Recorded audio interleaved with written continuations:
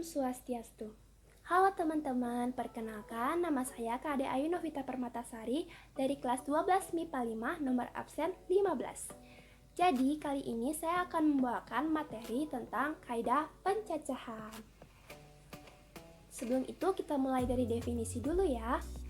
Jadi, apa sih kaidah pencacahan itu? Jadi, kaidah pencacahan adalah aturan atau cara yang digunakan untuk menghitung seluruh kemungkinan yang dapat terjadi dari suatu aksi ataupun tindakan pada suatu percobaan tertentu. Nah, teman-teman, kaidah pencacahan ini ada 5 poin penting. Apa aja sih? Jadi, yang pertama itu ada pencacahan biasa. Yang kedua, itu ada aturan penjumlahan. Yang ketiga, itu ada aturan perkalian. Yang keempat, itu ada filling slots. Dan yang kelima, itu ada faktorial. Nah, faktorial ini dibagi lagi jadi dua, ada permutasi dan ada kombinasi. Tapi kali ini saya bahas yang filling slots aja dulu ya. Jadi seperti biasa, tadi kan kita udah tahu apa sih pengertian dari kaidah pencacahan. Jadi karena sekarang kita akan bahas tentang filling slots, kita mulai dari definisi dulu ya. Apa sih filling slots itu? Jadi filling slots adalah menghitung kemungkinan-kemungkinan yang dapat terjadi dengan membuat kotak kosong, di mana masing-masing kotak itu mempunyai syarat ataupun ketentuan tertentu. Selanjutnya, kita menggunakan aturan perkalian dari kemungkinan-kemungkinan yang sudah diketahui. Waduh, kayak kalau dari definisinya ribet banget ya. Tunggu dulu teman-teman, matematika itu kalau nggak ada prakteknya itu susah. Jadi kita sekarang praktek dulu ya. Saya di sini udah punya soal, kita jawab bareng-bareng yuk. Nah, di sini udah ada soalnya, kita baca bareng-bareng ya teman-teman. Dari angka 1 sampai 9 akan dibuat bilangan ratusan ganjil yang kurang dari 500. Jika tidak boleh ada angka yang berulang, tentukan berapa banyak susunan bilangan yang bisa dibuat. Jadi, pertama-tama kita buat dulu poin-poin penting yang ada pada soal. Di sini diketahui dari angka 1 sampai 9. Total dari angka 1 sampai 9 itu ada 9 buah. Jadi ditulis total angka 9 buah. Terus di sini dikatakan dibuat bilangan ratusan ganjil. Jadi ini merupakan syarat ya teman-teman. Jadi kita tulis syarat pertama bilangan ratusan ganjil. Terus kurang dari 500 ini juga syarat. Syarat kedua kurang dari 500. Di sini ditekankan tidak boleh ada angka yang berulang. Ini penting ya teman-teman. Lalu setelah kita buat poin-poin pentingnya, kita buat 3 kotak seperti ini. Nah, kenapa ada 3 kotak? Karena pada soal dikatakan akan dibuat bilangan ratusan, di mana kita tahu bahwa bilangan ratusan itu terdiri dari 3 digit angka. Nah, di sini digit pertama itu menunjukkan ratusan. Digit kedua itu menunjukkan puluhan. Dan digit ketiga itu menunjukkan satuan.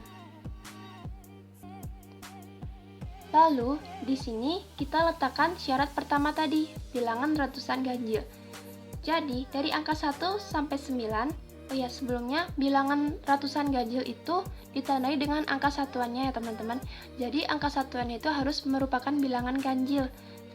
Jadi, dari angka 1 sampai 9, itu yang termasuk bilangan ganjil itu hanya angka 1, 3, 5, 7, dan 9.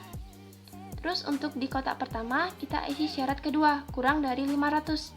Jadi, dari angka 1 sampai 9, yang memenuhi syarat itu hanya angka 1, 2, 3, dan 4. Selanjutnya, bisa kita lihat dari syarat 1 dan syarat 2 itu terdapat angka-angka yang sama. Kita tahu angka-angka yang sama itu ada angka 1 dan ada angka 3.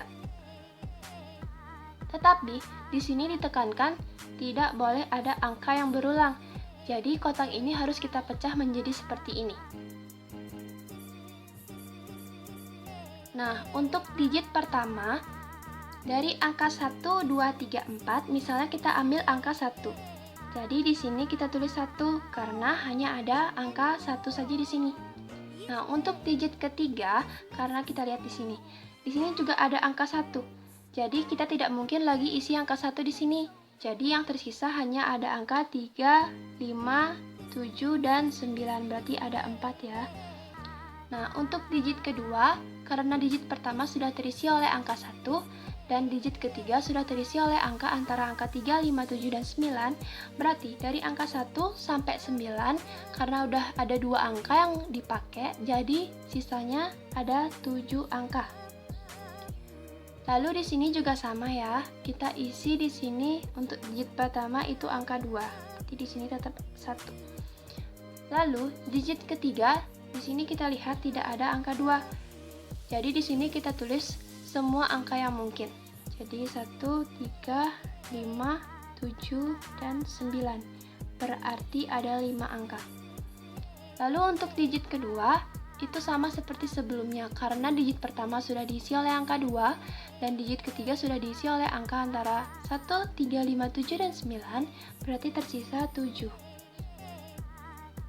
Kemudian, di sini berarti angka 3, di sini tetap 1. Terus untuk digit ketiga, ini kita lihat, nah di sini juga ada angka 3. Berarti tidak mungkin lagi kita di sini isi angka 3. Jadi, yang tersisa itu ada angka 1, 5, 7, dan 9. Totalnya ada 4. Lalu untuk digit kedua, karena digit pertama sudah diisi oleh angka 3, dan digit ketiga sudah diisi oleh angka antara 1, 5, 7, dan 9, di sini juga sisanya 7.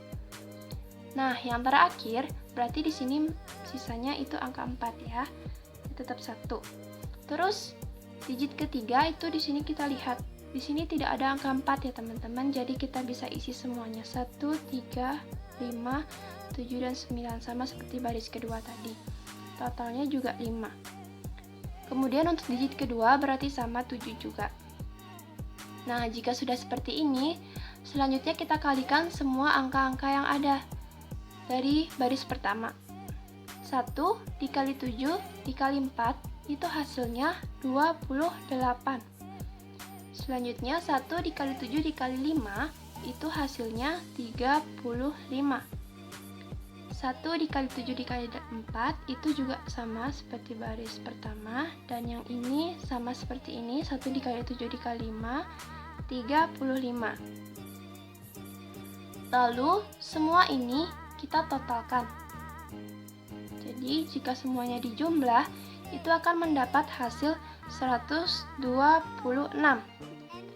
Nah, jadi solusi dari soal kali ini yaitu terdapat 126 susunan bilangan yang dapat kita buat.